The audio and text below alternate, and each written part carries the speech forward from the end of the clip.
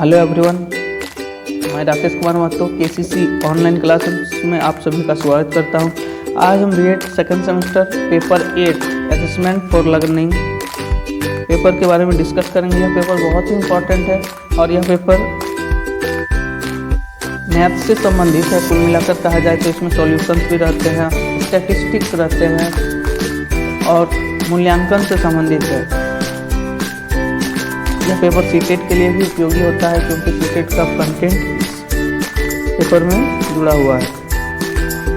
2020 time 3 hours, full marks 80 की होती है। Group A objective type questions.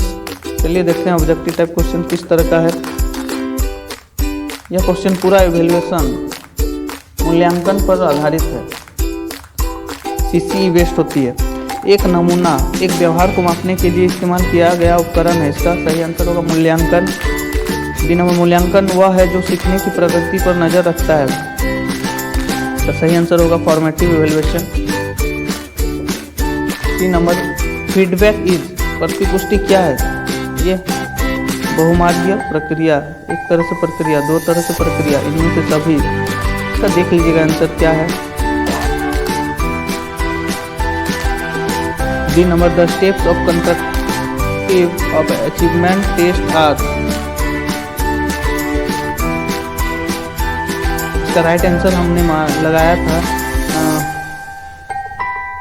Preliminary draft, blueprint, item संपादन, final draft. E number question statistics helps in. आंकड़े मदद करते हैं शिक्षा के रूप में। यह डेटा एकत्र करने में, प्रस्तुति और डेटा के विश्लेषण में, डेटा का व्याख्या में, इनमें से सभी। ऑल ऑफ दिस होगा इसका आंसर। एफ नंबर क्वेश्चन परीक्षा अंतरों के मापन का स्रोत है। व्यवहार, प्रेरणा, अभिवृत्ति, रुचि। इसका सही आंसर होगा एटीट्यूड, अभिवृत्ति। जी नंबर क्वेश्चन मानक विचलन परिवर्तनशील के लिए है, औसतांक है। Standard deviation is to variability as mean is to. इसका सही आंसर होना चाहिए सहसंबंध गुणांक। ये बहुत इंपॉर्टेंट है, इस पर शॉर्ट नोट्स लिखने के लिए आता है। और ये भी स्टैंडर्ड डेविएशन क्या है, ये अलग टॉपिक है, इसको देखिएगा, आगे हम लोग इसको डिस्कस करेंगे। एच नंबर क्वेश्चन केंद्रीय प्रवृत्ति का मान वह है जो कि सारे आंकड़ों का श्रेष्ठतम प्रतिनिधि करता है। यह किसने कहा है? सिम्पसन ने कहा है। एच। आई नंबर एक वक्र जिसकी ऊंचाई सामान्य ऊंचाई से कम है। तो इसका आप देख लीजिएगा आंसर क्या होगा। मापन और मूल्यांकन उपयोग किया जाता है छात्रों को प्रेरित करने में, शिक्षण के अनुक्रम तथा क्षेत्र के विकास करने के लिए, शिक्षण गतिविधियां को जानने के लिए, या all of these. All of these इसका होगा, जाहिर सी बात है, सारा चीज इसके उपयोग के लिए होता है। Group B short answer type questions. इससे पहले बता दें जो सेकंड सेमेस्टर का जो सिलेबस है इसमें बहुत ज़्यादा मार्क्स उठता नहीं है। आप फर्स्ट सेमेस्टर में जितना मार्क्स उठा लिए थे उतना आसानी से सेकंड सेमेस्टर में मार्क्स नहीं आता है। इसलिए मेहनत कीजिएगा, अच्छे से पढ़िएगा तो आ सकता है, क्यों नहीं आएगा। लेकिन जनरली फर्स्ट सेमेस्टर में सभी का मार्क्स हाई लेवल रहता है और सेकंड सेमेस्टर में उससे 3-4% कम ही आता है। तो इसलिए इसको और बढ़िया से पढ़ने की लिए ज़रूरत है, तो आप अच्छा मार्क्स ला सकते हैं। फर्स्ट सेमेस्टर में भी अच्छा मार्क्स आया होगा, सेकंड में भी आ जाएगा, है ना। बस मेहनत की ज़रूरत है, लगन से पढ़िएगा। Group B short answer type questions, answer any 4, कोई 2 प्रश्नों का उत्तर देना है। 2 number question differentiate between measurement and valuation. बहुत ही लोकप्रिय क्वेश्चन है, अच्छे से कर लीजिएगा। मापन और मूल्यांकन के बीच अंतर। C 3 number describe the types of interview. साक्षात्कार के प्रकार का वर्णन करें। 4 number question what is sociometry, explain the types of sociometry with suitable example. समाजमिति क्या है? समाजमिति के प्रकार की व्याख्या सार्थक उदाहरण देकर करें। 5th number question right the importance of comprehensive and continuous evaluation. सतत और व्यापक मूल्यांकन का महत्व लिखना है, सीसी जिसको कहते हैं। 6 number question what do you mean by validity, explain the different types of validity. वैधता किसे कहते हैं? विभिन्न प्रकार की वैधता का वर्णन करें। 7 number define mean, and write its characteristics, औसतांक को परिभाषित कीजिए तथा उसकी विशेषताओं को लिखिए।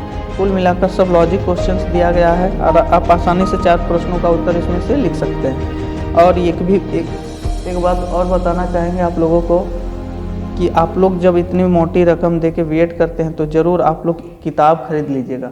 हर सेमेस्टर में ऑथेंटिक किताब खरीदिएगा। किताब मार्केट में अवेलेबल है। अगर आप धनबाद से हैं तो धनबाद बुक सेंटर में किताब अवेलेबल है, आप वहाँ से ले सकते हैं और सेल्फ स्टडी कीजिएगा। नहीं तो बीएड बेकार है। बीएड ऐसे भी आप एक भी दिन नहीं पढ़ोगे, डायरेक्ट एग्ज़ाम देने के लिए जाओगे तो आप ज़रूर पास हो जाओगे, मार्क्स भी आ जाएगा। आपको एक पेपर का पीस मिलेगा जो कि उसमें लिखा हुआ रहेगा आप पास है, सर्टिफिकेट मिलेगा, लेकिन कोई फ़ायदा नहीं है, आपको नॉलेज नहीं मिलेगा। इसीलिए आप लोग किताब से पढ़िएगा, सेल्फ स्टडी कीजिए जितना हो सके। हम लोग भी किताब लाइब्रेरी से इश्यू करवाएं, कुछ खरीदें और उसको सेल्फ स्टडी करते हैं। और कुछ बच्चे तो ऐसे भी हैं कि बिना पढ़े भी एग्ज़ाम देते हैं, लेकिन उसको बीएड का नॉलेज नहीं होता है। बीएड में जो मज़ा है वो शायद ही किसी कोर्स में मज़ा है। इसमें आपको साइकोलॉजिकल तरीके से पढ़ाया जाता है। चलिए ग्रुप सी के बारे में चर्चा करेंगे। Long answer type question, answer any 4, इन्हीं 4 प्रश्नों का उत्तर देना है। 8 नंबर क्वेश्चन, केंद्रीय प्रवृत्ति से आप क्या समझते हैं? केंद्रीय प्रवृत्ति के महत्व एवं सीमाओं का उल्लेख कीजिए। What do you mean by central tendency? ये मैथमेटिक्स टाइप क्वेश्चन है, सेंट्रल टेंडेंसी, जो कि आप लोग पढ़े होंगे, मैथ्स में है।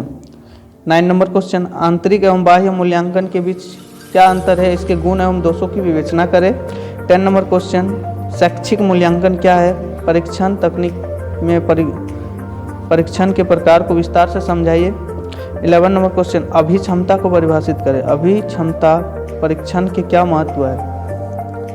12 नंबर क्वेश्चन, मानक संदर्भित परीक्षण एवं निकष संदर्भित परीक्षण की विशेषताएं एवं सीमाओं की विस्तार से व्याख्या करें। 13 नंबर क्वेश्चन, जो कि एक मैथ क्वेश्चन अवश्य पूछा जाता है इस पेपर में। तो 10 विद्यार्थियों के जीव विज्ञान और गणित के प्राप्तांक नीचे दिए गए हैं। सहसंबंध गुणांक ज्ञात करके उनकी व्याख्या करें। सहसंबंध कोरिलेशन, कोएफिशिएंट ऑफ कोरिलेशन के मेथड से इसको निकालना है। इसमें से आप आसानी से 10 मार्क्स ला सकते हैं। ये पेपर में याद रखने का कोई ज़रूरत नहीं, 1-2 फार्मूला है, छोटी सी फार्मूला है, और मैथमेटिकली रूप से आप निकाल सकते हैं, अच्छा मार्क्स ला सकते हैं। देखिए कुछ इस तरह का फार्मूला होता है।